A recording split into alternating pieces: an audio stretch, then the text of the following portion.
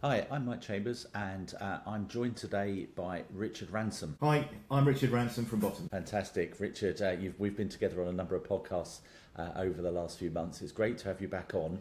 Today's subject is sort of the familiar territory of payments, but with a twist, because the subject I've asked you to join me to talk about today is Agentic AI in business payments. So that's the topic, and it fits, I think, quite nicely with some things that you've been doing over at Bottomline in the past few weeks. So before we jump into Agentic AI in payments, you've been talking to me about a concept and the importance of the office of the CFO. And I just wonder whether you could perhaps just give me a little bit of your thinking about what the office of the CFO is really about. Yeah, this is something that's come out in the last couple of years. It's a way of explaining how finance departments in organisations are interconnected. So traditionally they've been treated as silos, so accounts payable sends cash out, accounts receivable brings cash in, treasury manages liquidity and payments and moves the money. So Office of the CFO is a way of bringing all of those silos together, because this is what's actually happening in the real world. People realise that in order for their business to work properly, they have to look at these interdependent levers properly.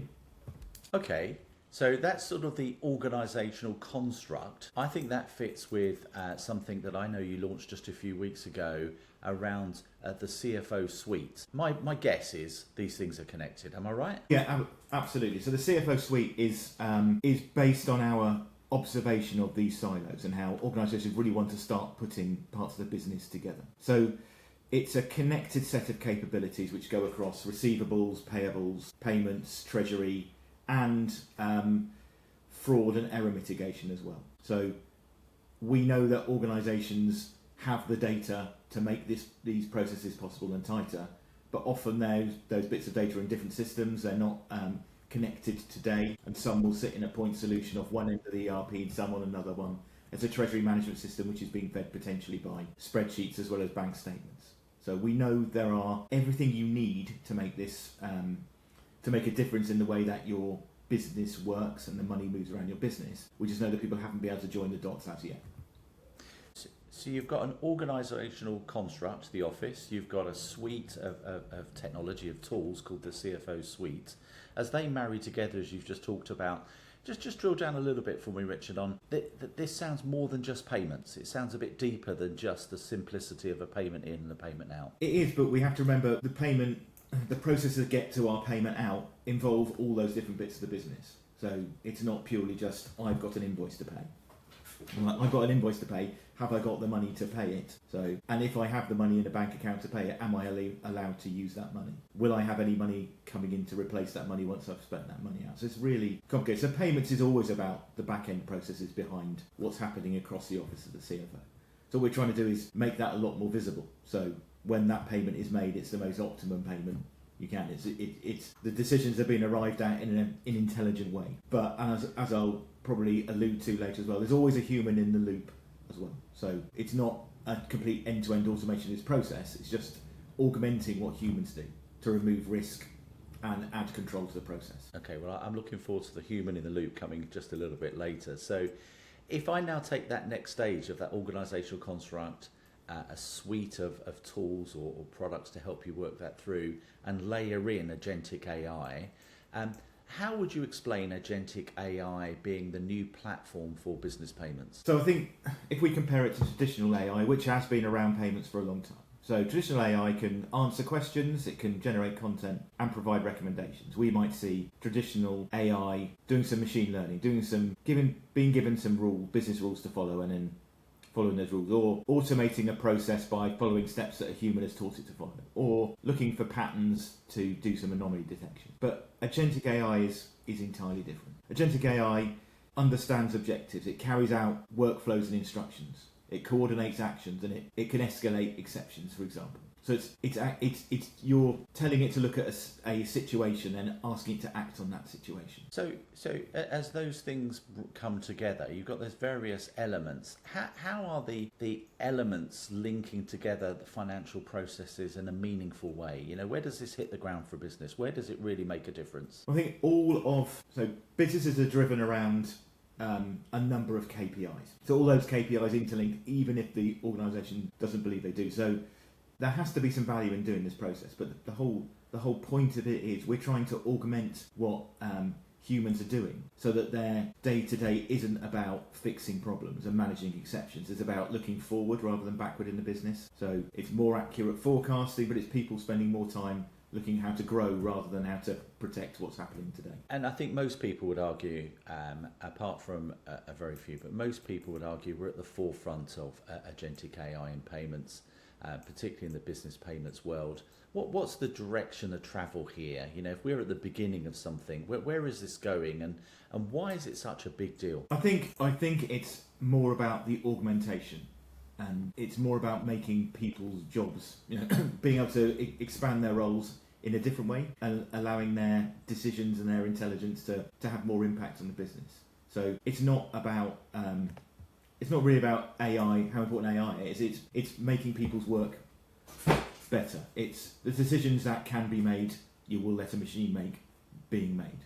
It's the monotonous tasks that something can make those decisions. They're monotonous, they're not a repetitive task that you could get robotic process automation to do. There is, as I said before, there's a decision to make, there's some context to get, there's something to do, and there's another button to press further in the process. But it's more autonomous execution to help people work better and have more time to do important things, the more working more towards the core strategy of an organisation rather than tactically within their areas.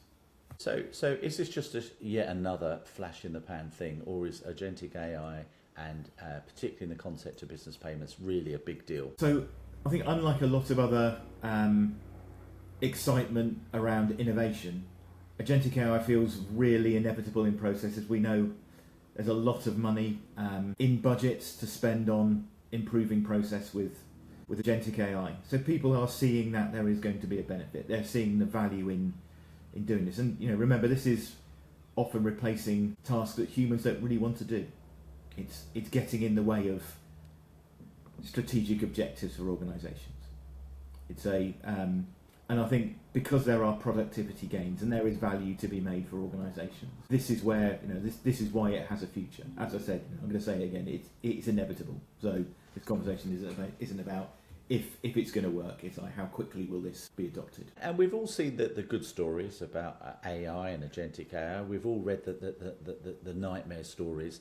When you think about this topic, Richard, how does this approach help manage risk in payment processing? Yeah, and I guess this is where anyone who's a real payments professional on the call will become very interested. So the assumption is that agentic AI is going to increase risk, but what increases risk is poorly governed AI increases risk. So when people attach Copilot to a spreadsheet and imagine they've now done AI, that's where the risk is. When people don't fully understand the implications of what they're doing, when the things they're doing, when it's not properly governed, that's where the risk is in place. So a properly managed, governed AI solution will actually minimise risk. And we know that things like fraud detection will help to reduce that, payment anomaly detection, behavioural monitoring, all these things. But it's not about all AI is bad. It's just badly governed AI is bad. So you need guardrails in place. You need to be clear on the sources of data. But as I said before, you also need to make sure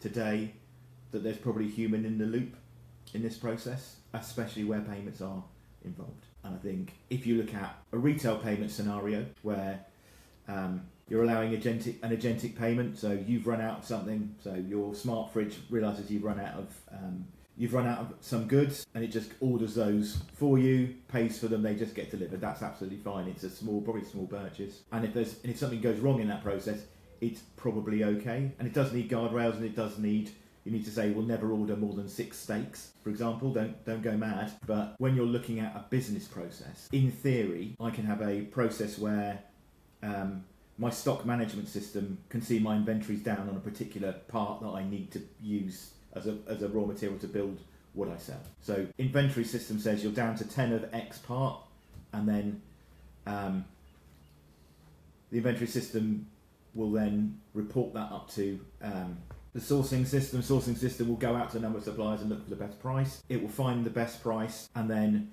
it will create an invoice. So it'll create an order. The order will go out. An invoice will come in. The invoice will be matched against the purchase order and goods received note, a payment will be approved, a payment will be made without any human being involved in that process. So it sounds really slick and really efficient, but unfortunately things are a little more complicated than that, and you don't want things to go wrong. So I think in a business context, you need guardrails, you need to put parameters in place, but also you're probably going to want to have someone at the end who's pressing that final yes, I want to pay button, or yes, we're going to pay this invoice. And also realise that things like liquidity management are quite difficult. So it may be that the person in accounts payable who wants to pay the invoice, or the system that wants to pay the invoice, is saying, right, well, I'm going to go off to treasury and I know there's enough money in that bank account that we have according to the latest bank statement I downloaded to make the payment. But treasury might have a different need for that money, so there might be an investment they want to make. Then there may be some target balancing they want to do, so they may not want something to make a payment from that account today.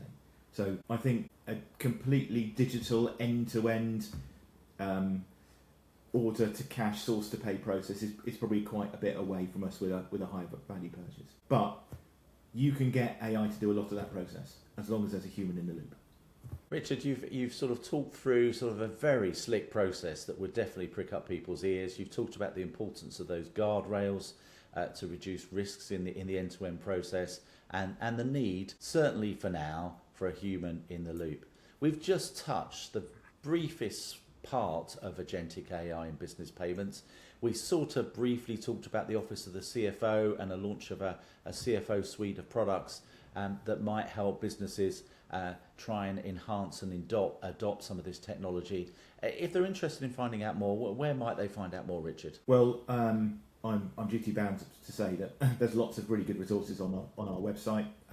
There's a number of videos that they can watch, which are more. It's more about how to consider introducing Agentic AI into your finance processes. So we think, so if you're interested in Agentic AI in your payments process, it's worth just looking backwards into the other areas across the Office of the CFO and how to connect those together. So in your AP, AR, treasury processes. So to find out more, visit bottomline.com and look at some of the resources and there. Other sources are available, Mike, but I'm going to say we have put some time and effort into some really good resources on that side. No, I'm sure there's lots of resources out there, but it was good to see Bottomline and Richard, you decided to come on this call and just share some of this stuff with me, and I'm sure folk will go to your website to check that out. And of course you can catch or link with Richard on LinkedIn, Richard Ransom. Yeah, please do reach out to Richard on LinkedIn. But for now, thank you, Richard. I really appreciate your time this morning. Yeah, no problem at all. Thank you, Mike.